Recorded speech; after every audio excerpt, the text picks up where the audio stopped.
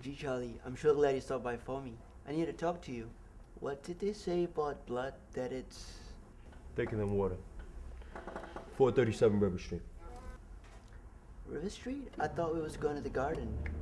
I gotta cover a bed there before we go over.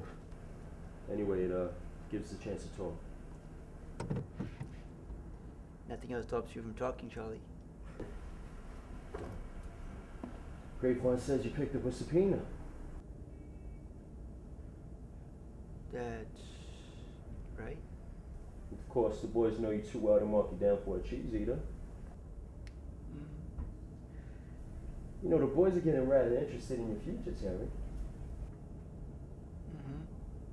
They feel as if you've been sort of left out of things. They think it's time you got some things going for you down on the docks.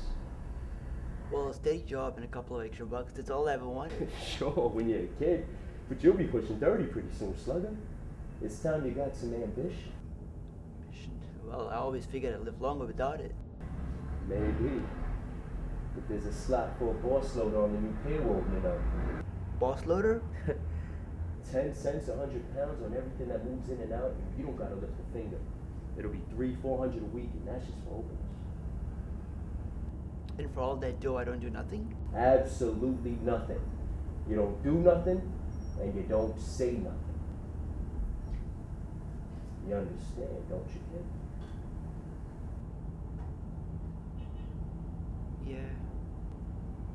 Yeah, I do. But there's a lot more to this whole thing than I thought, Charlie. You don't mean you're thinking about testifying against... I don't know. I haven't made up my mind yet. That's what I need to talk to you about. These peers we handle through the local, you know what they're worth to us?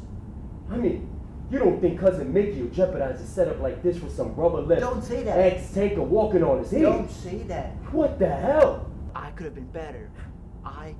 Listen, that isn't the point. The point is we haven't got much time, Terry. I'm telling you, Charlie, I ain't made up my mind. Make up your mind, I beg you. Make it up before we get down to 437 River Street. 437. That isn't where Jerry G. You wouldn't take me to Jerry G.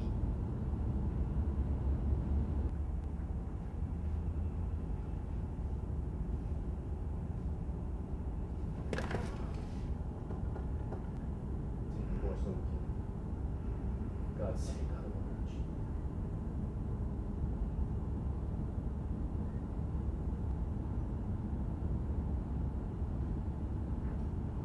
Charlie. I wish I didn't have to do this. Yeah?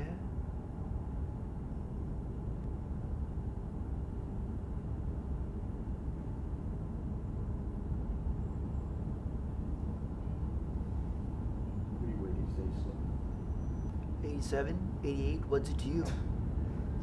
Gee, when you tipped 175, you were beautiful. You should have been the next Billy Conn. That skunk of a manager, I got you. It wasn't him. It wasn't him. It was you. You and Mickey.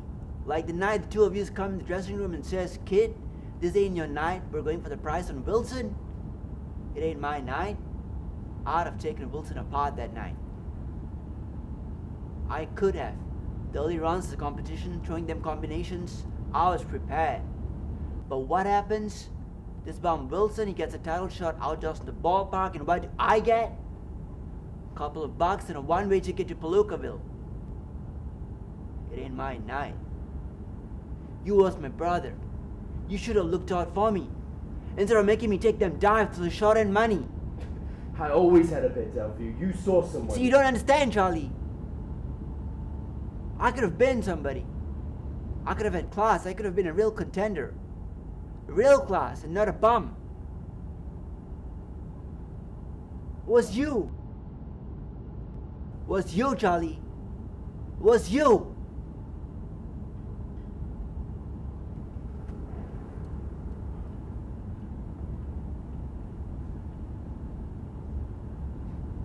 Okay.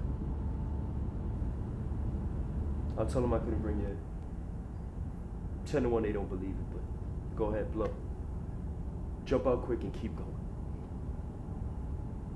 God help you from here on in.